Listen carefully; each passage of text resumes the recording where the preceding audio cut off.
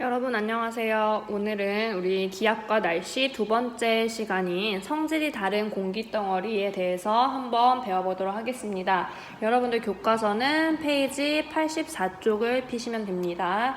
우리가 지난 시간에는요, 기압 차이로 인해서 바람이 부는 원리에 대해서 알아봤습니다. 오늘은요, 우리 공기 중에 있는 공기 덩어리의 특징에 대해서 한번 알아볼게요. 자, 공기가 대륙이나 해안과 같은 넓은 장소에 오랫동안 머물러 있게 되면요, 지표에 영향을 받게 됩니다. 자, 그렇기 때문에 이제 기온과 습도 등이 바뀌게 되는데요. 어떤 지표에서 어떤 성질을 가지게 되는지를 한번 선생님과 보도록 하겠습니다. 먼저 우리 지표의 특징을 왼쪽에서 확인을 해볼게요. 선생님이 대륙 일대와 해양 일대, 그리고 저위도 일대와 고위도 일대로 나눠봤습니다. 대륙은요, 말 그대로 땅덩어리죠. 그리고 해양은 바다를 의미합니다. 저위도는 어딜까요? 선생님이 지난번에도 설명을 했는데요. 우리 지구를 나누는 선은 두 개라고 했습니다. 위도랑 경도가 있다 그랬죠. 자, 이때 위도는 우리 지구를 가로로 나누는 선을 위도라고 이야기를 했고요. 적도지방, 제일 뚱뚱한 쪽이 0도, 그리고 극지방이 90도다라고 이야기를 했습니다. 그럼 저위도는 어디를 의미할까요? 그쵸, 적도랑 가까워지는 지역이 저위도고요. 그리고 극지방이랑 가까워지는 곳이 이제 고위도가 되겠습니다. 자, 이러한 특징이 있을 때 각각의 특징에서 어떠한 영향을 주는지 한번 알아볼게요. 먼저 대륙이랑 해양은 습도에 영향을 주게 됩니다. 그래서 여러분들 땅이랑 바다가 있으면 어디가 훨씬 습할까요? 그쵸, 바다 위에 있는 공기가 상대적으로 더 습하겠죠. 그래서 대륙은 건조한 공기를 만들고요, 해양 위에 있는 공기는 습한 성질을 띠게 된다. 이렇게 정리할 수 있겠습니다. 여러분들 84쪽 왼쪽에 활동 도우미가 나와 있는데요, 그 옆에다가 적어두시면 좋을 것 같아요. 자, 그 다음에 저위도랑 고위도는 온도에 영향을 줍니다. 저위도는요, 상대적으로 따뜻한 지역이죠. 그래서 고온의 공기를 만들고요, 고위도는 저온의 공기를 만든다. 이렇게 특징을 정리하실 수가 있겠습니다.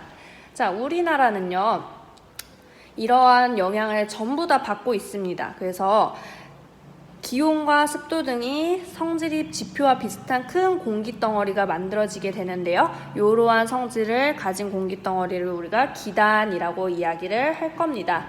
자, 그럼 우리나라 주변에 있는 기단이 뭐가 있는지 그림으로 한번 보도록 하겠습니다.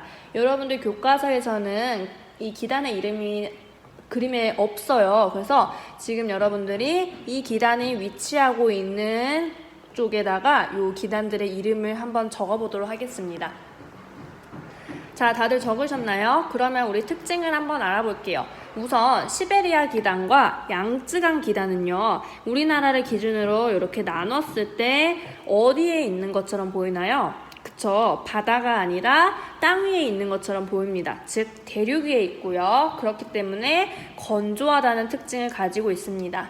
반대로 바다 위에 있는 오호츠크의 기단이나 북태평양 기단은 바다 위에 있기 때문에 이제 습하게 된다라는 것을 알 수 있습니다.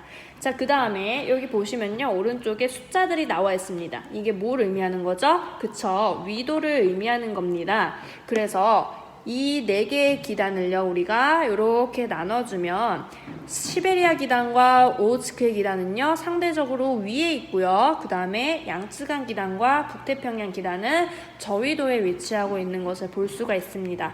그래서 온도를 또 나눠보면 이렇게 나눌 수가 있겠죠.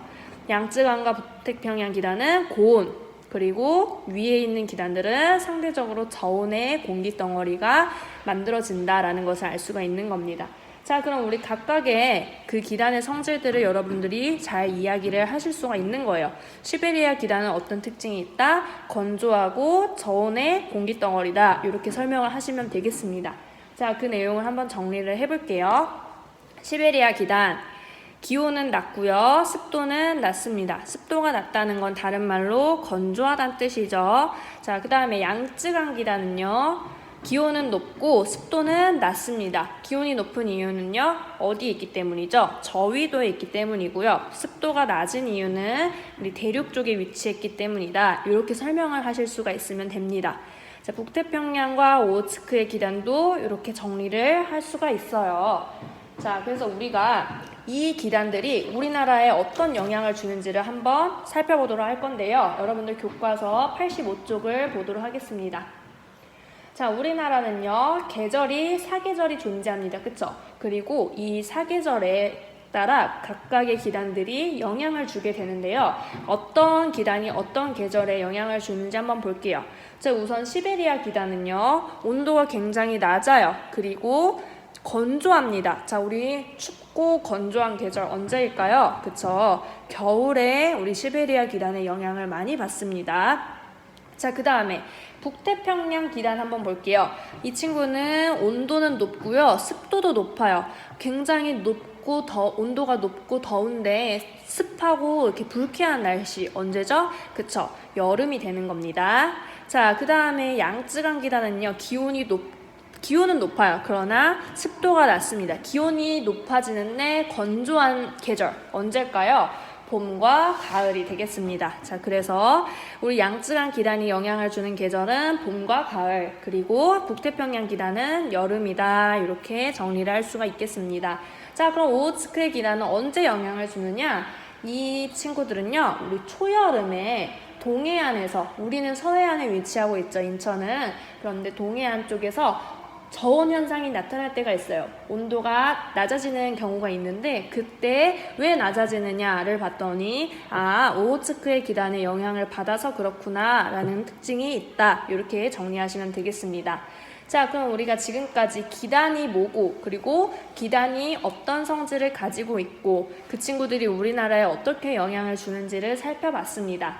자, 그럼 다음 영상에서는요, 이러한 기단들이 각각 존재하는 게 아니라 서로 이렇게 흘러가다가 바람이 불듯이 움직여요, 기단들도. 그런데 서로 만나게 되는 경우가 있습니다. 자, 그렇게 만났을 때 어떤 현상이 나타나는지를 한번 알아보도록 하겠습니다.